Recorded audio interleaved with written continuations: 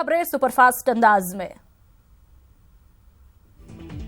गोवा के मुख्यमंत्री मनोहर पारिकर का निधन हुआ है। पारिकर लंबे समय से कैंसर की बीमारी से जूझ रहे थे।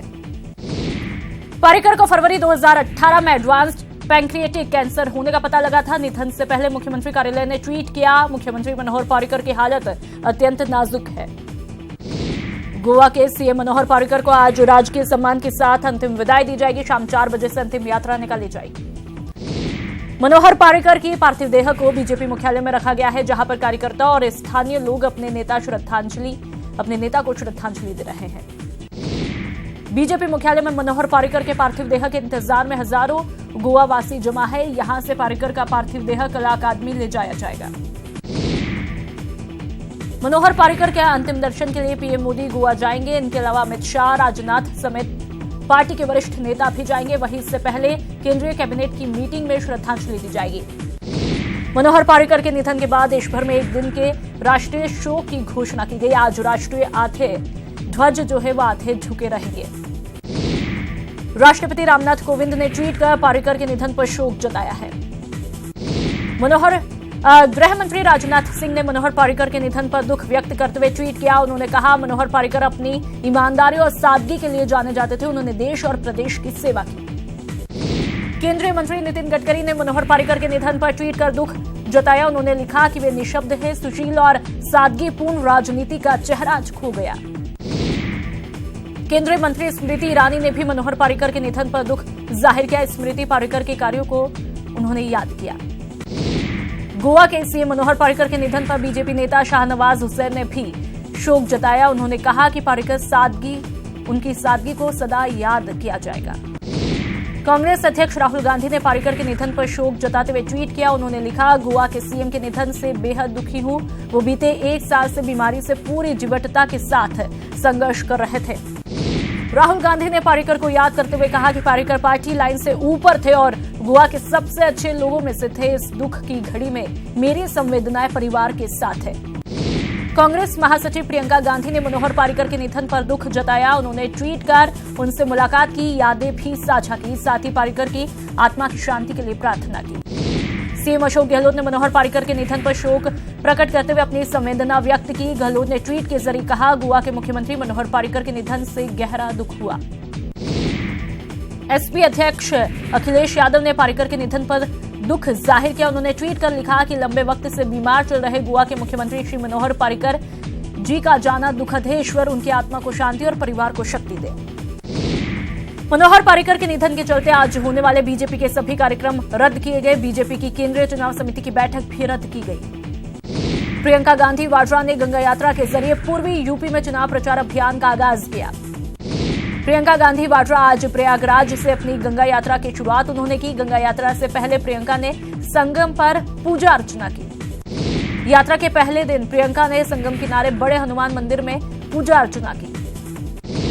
वहीं यात्रा के दौरान प्रियंका ने बोट में बैठकर लोगों से संवाद भी किया।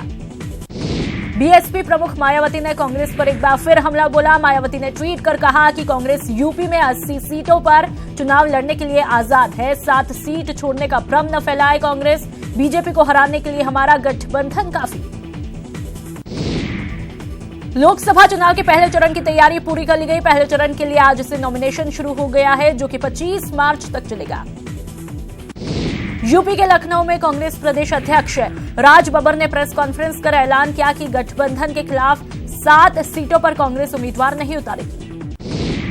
राज बब्बर ने बताया कि कांग्रेस अखिलेश यादव, मुलायम, मायावती और डिंपल यादव समेत बड़े चेहरों के खिलाफ अपने उम्मीदवार नहीं उतारेगी। यूपी के पीलीभीत में बीजेपी विधायक अपने ही सांसद के खिलाफ माहौल बनाने में जुटे हुए हैं। लोगों से अपील कर रहे हैं कि मेनका गांधी और वरुण गांधी के टिकट का विरोध किया जाए।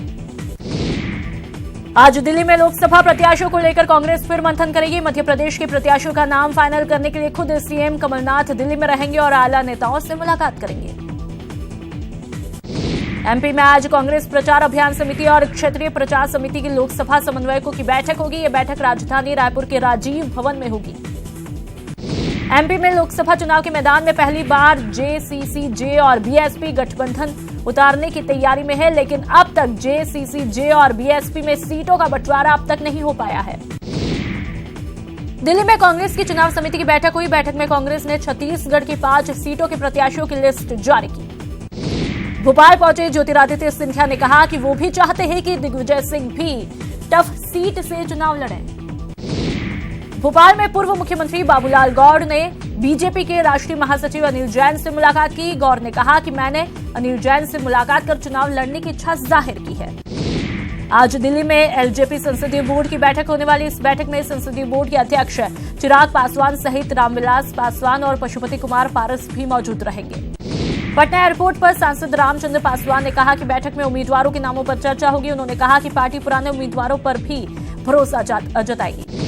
बिहार में आरजेडी ने महागठबंधन में खटपट से इंकार किया। आरजेडी का कहना है कि महागठबंधन एकजुट है, सबका एक ही मकसद है कि बीजेपी को क्लीन बोल्ड करना है।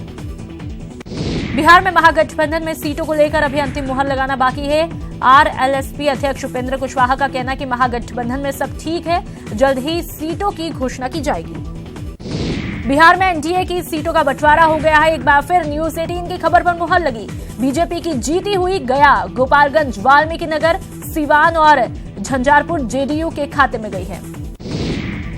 प्रधानमंत्री नरेंद्र मोदी ने ट्विटर पर अपना नाम बदल दिया। उन्होंने मैं भी चौकीदार हूं कैंपेन के तहत अपने ट्विटर हैंडल का नाम बदलते हुए चौकीदार नरेंद्र मोदी किया। इससे पहले ट्विटर हैंडल पर नरेंद्र मोदी था। पीएम ने कैंपेन के तहत ये नया नाम दिया है। पीएम मोदी के बाद बीजेपी के राष्ट्रीय अध्यक्ष अमित शाह समेत तमाम बीजेपी नेताओं ने भी ट्विटर पर अपने नाम के आगे चौकीदार शब्द जोड़ लिया। इसमें पीयूष गोयल, गजेंद्र सिंह शेखावत भी शामिल है। शिवराज ने ट्विटर हैंडल का नाम बदल दिया है। अब चौकीदार शिवराज सिंह चौहान नाम हो गया है। पीएम मोदी के चौकीदार वाले स्लोगन पर पूर्व केंद्रीय मंत्री उपेंद्र कुशवाहा ने चुटकी ली।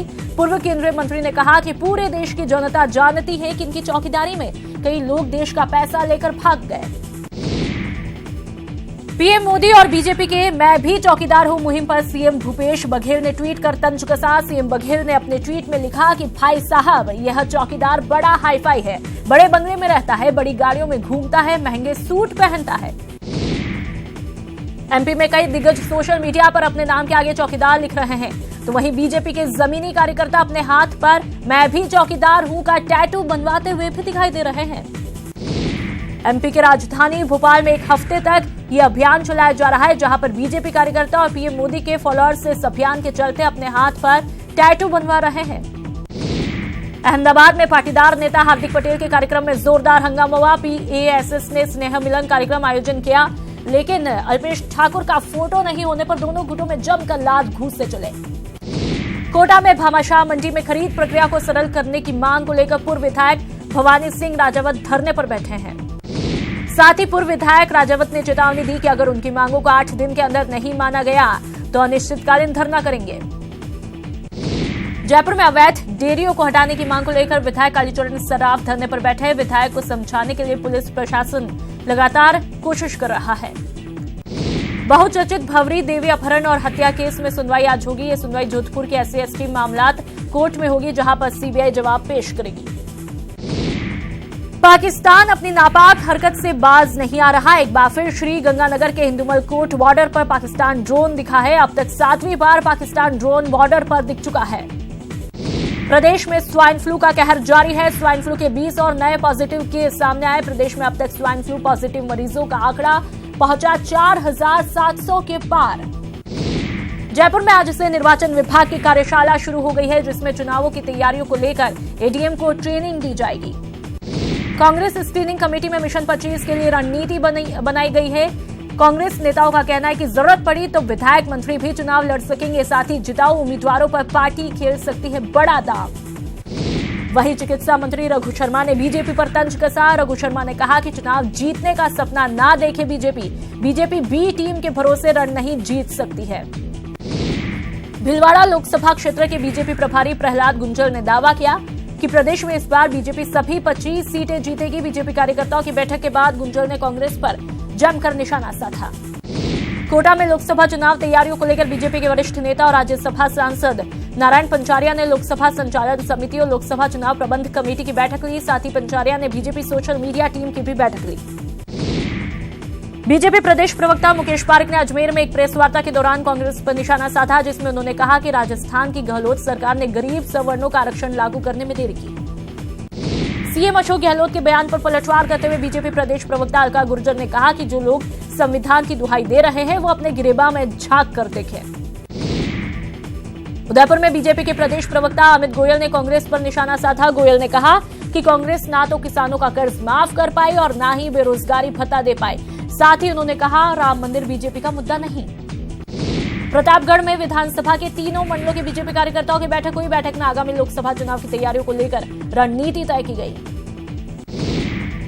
केंद्रीय मंत्री राज्यवर्धन सिंह राठौड़ अलवर जिले के बानसूर दौरे पर रहे, जहां उन्होंने बीजेपी पदाधिकारियों की बैठक ली। बैठक में राठौड़ ने सभी कार्यकर्ताओं और पदाधिकारियों को आपसी मतभेद भुलाने के लिए कहा। बीजेपी से जुड़े वकीलों को सरकारी वकील बनाए जाने के मुद्दे पर कांग्रेस विधि और मानवाधिकार विभाग की बैठक में जमकर हंगामा हुआ। कांग्रेस से विधि विभाग के वकीलों ने चयन प्रक्रिया में संगठन को तरजीह नहीं देने पर सवाल उठाए। कोटा में राज्यसभा सांसद नारायण पंचारिया ने ये तो कहा कि मैं भी चौकीदार हूं और हर नागरिक चौकीदार है, लेकिन सांसद अपने नाम के आगे चौकीदार शब्द लिखने से गुरेज करते दिखे।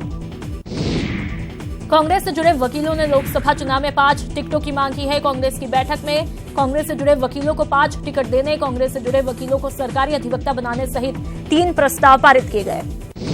जोधपुर में आयोजित दलित सम्मेलन में वैभव गहलोत के पोस्टर दिखाई दिए। दलित सम्मेलन के मंच से वैभव गहलोत को जोधपुर से चुनाव लड़ाने की मांग उठी। दौसा में श्री राजपूत सभा के अध्यक्ष का निर्विरोध निर्वाचन हुआ। सुजीत सिंह चावनडेटा को श्री राजपूत सभा का सर्वसम्मति से जिला अध्यक्ष चुना गया। इस दौरान भगवान सिंह चौहान पूर्व न्यायाधीश को संरक्षक बनाया गया। करौली जिला इकाई अध्यक्ष का चुनाव राजपूत सभा भवन में खत्म हुआ। चुनाव प्रभारी प्रदेश प्रतिनिधि नथु सिंह की मौजूदगी में समाज के लोगों ने अजय सिंह को फिर से निर्विरोध अध्यक्ष चुना है। बीकानेर में पूर्व आईपीएस अधिकारी पंकज चौधरी ने अपनी राजनीति पारी की शुरुआत करने की बात कही। उन्होंने कहा पुलिस सिस्टम में रहकर भी भ्रष्टाचार के खिलाफ आवाज उठाई थी और भ्रष्टाचार के खिलाफ उनकी जंग अभी भी जारी है। कोटा में मतदाता जागरूकता अभियान के तहत मेडिकल कॉलेज में सीनियर डॉक्टर, एमबीबीएस डॉक्टर और स्टूडेंट का सेमिनार हुआ, जिसमें एमबीबीएस के फर्स्ट ईयर के स्टूडेंट ने नुक्कड़ नाटकों की प्रस्तुतियां दी। बाड़मेर जिला कलेक्टर हिमांशु गुप्ता और पुलिस अधीक्षक राशि डोगरा ने राजकीय महाविद्यालय में लोकसभा चुनाव की तैयारियों का जायजा लिया। इस दौरान उन्होंने संबंधित विभाग अधिकारियों को समुचित व्यवस्थाएं सुनिश्चित करने के निर्देश दिए। सादुलपुर रेलवे स्टेशन के पास बजरंग दल के कार्यकर्ताओं को एक 10 साल का मासूम लावारिस हालत में मिला, जिसके बाद कार्यकर्ताओं ने थाना राजगढ़ में लावारिस बच्चा मिलने की सूचना दी।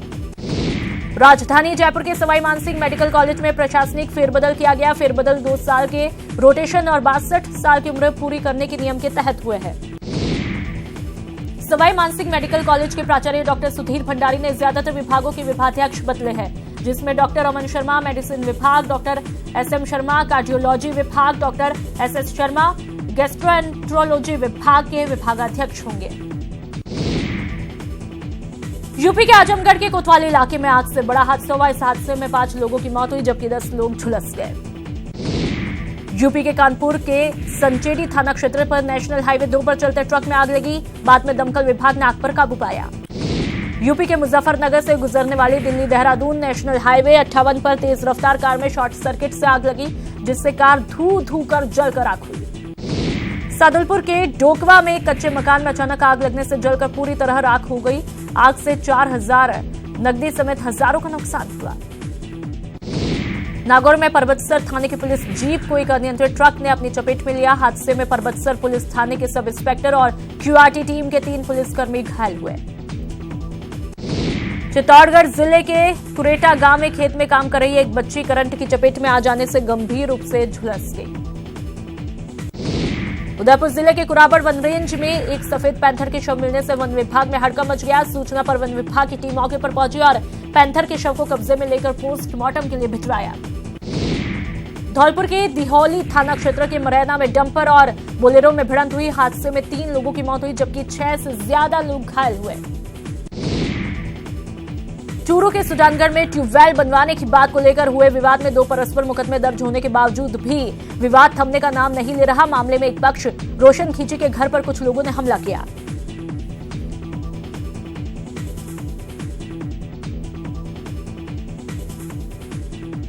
प्रतापगढ़ कोतवाली थाना क्षेत्र के डोरखेड़ा गांव के कुएं में रामलाल मीणा की लाश मिलने से सनसनी फैल गई। सूचना पर कोतवाली थाना पुलिस मौके पर पहुंची और शव को बाहर निकलवाकर घटनास्थल का मौका मुआयना किया। अलवर पुलिस ने 6 साल की दिव्यांग बच्ची के साथ दुष्कर्म करने के मामले में आरोपी को गिरफ्तार किया। पीड़ित बच्ची अपने दादा के यहां शादी के समारोह में आई थी। दौसा में ईटका गांव में एक युवक का शव पेड़ पर झूलता मिला। पुलिस ने शव को पेड़ से उतारकर सिकंदरा सीएचसी की मोर्चरी में रखवाया। पुलिस के मुताबिक मृतक युवक के शव के पास बाइक खड़ी मिली है। चित्तौड़गढ़ शहर के गांधीनगर क्षेत्र में एक युवक ने अपने ही घर में फंदा लगाकर आत्महत्या की। सूचना पर कोतवाली पुलिस ने मौके पर पहुंचकर शव को मोर्चरी में रखवाया और जांच शुरू कर दी। धौलपुर में हथियारों से लैस कई बदमाशों ने बीती रात सो रहे मजदूरों से 12,000 रुपए और 8 मोबाइल लूट कर फरार हुए। साथ ही रंगदारी नहीं देने पर जान से मारने की धमकी दी। आरकेपुरम थाना पुलिस की गिरफ्त में आए अवैध बजरी के 7 आरोपियों को 2 दिन की रिमांड पर भेजा गया। पुलिस अब अन्य बजरी माफियाओं को धरपकड़ के लिए इन आरोपियों से पूछताछ करेगी। चित्तौड़गढ़ में पुलिस ने 145 अफीम के पौधों के साथ एक आरोपी को गिरफ्तार किया। मुखबिर की सूचना पर पुलिस ने यह सफलता प्राप्त की। एनडीपीएस एक्ट के तहत मामला दर्ज करके जांच शुरू कर दी है। पाली के भीमगढ़ चौराहे पर शराब के नशे में एक ढाबे पर खाना खाने के दौरान हुए झगड़े में एक ट्रक चालक की चाकू से गोदकर हत्या की। भीलवाड़ा में सीमा शुल्क विभाग ने बड़ी कार्रवाई करते हुए मुनाबाव में थार एक्सप्रेस से पाकिस्तान से भारत आए पाक नागरिक के कब्जे से 94,000 की नकली भारतीय करेंसी बरामद की है। प्रतापगढ़ में वन विभाग ने सागवान की तस्करी पर कार्रवाई करते हुए पीपल खूट वन क्षेत्र से एक ट्रैक्टर ट्रॉली से सागवान की लकड़ी के 55 गट्टे जब्त किए। बरामद सागवान की कीमत करीब 3 लाख रुपए बताई जा रही है। जयपुर के मुल्लीपुरा थाना के साई रेजिडेंसी में चोरों ने दिन दहाड़े घर से नकदी और अन्य सामान चोरी किया। सूचना के बाद मुल्लीपुरा थाना पुलिस मौके पर पहुंची और सीसीटीवी फुटेज को खंगाला। अजमेर उर्स मेले में जायरीन के महंगे मोबाइल और नकदी पार करने वाले 3 शातिर चोरों को पुलिस ने गिरफ्तार किया है और उनके कब्जे से 30 महंगे मोबाइल भी बरामद किए। राजधानी जयपुर के बापू बाजार से लापता हुई चीनी महिला पर्यटक ल्यूची 22 घंटे बाद पुलिस को सकुशल मिली। मामले में नॉर्थ जिला पुलिस की मुस्तैदी और 2 युवकों की सूझबूझ काम आई। दौसा की मारुति कॉलोनी में मामूली विवाद को लेकर 2 पक्षों में मारपीट हुई। समझाइश के बाद मामला शांत हुआ। 7 साल पहले जयपुर से कोटा भेजी गई बाघिन महक को वापस जयपुर लाया गया। 2004 में जन्मी ये बाघिन लंबे अरसे तक यहां पर रह रही थी। कोटा का थर्मल पावर प्लांट इन दिनों जंगली जानवरों की पनाहगाह बन गया है। परिसर में कभी पैंथर तो कभी भालू दिखाई देने लगे हैं। जोधपुर में एक ऐसा वीडियो सोशल मीडिया पर वायरल हो रहा है जिसमें 2 महिलाएं हैं, जिसमें विधायक महिला अहंकार में आकर दूसरी सरपंच महिला को दर्शक लाइन में बैठने का इशारा करती है। जयपुर के राजस्थान यूनिवर्सिटी में न्यूजीलैंड में हुए आतंकी हमले के बाद श्रद्धांजलि कार्यक्रम आयोजित किया, जहां पर शहर के युवाओं और छात्र नेताओं ने कैंडल जलाकर आतंकी घटना में मारे गए लोगों को श्रद्धांजलि दी। 2 दिवसीय बीकानेर दौरे पर पहुंचे राज्य के पुलिस महानिदेशक कपिल गर्ग ने पुलिस लाइन में पुलिसकर्मियों के आयोजित संपर्क सभा में भाग लेकर उनसे सीधे संवाद किया।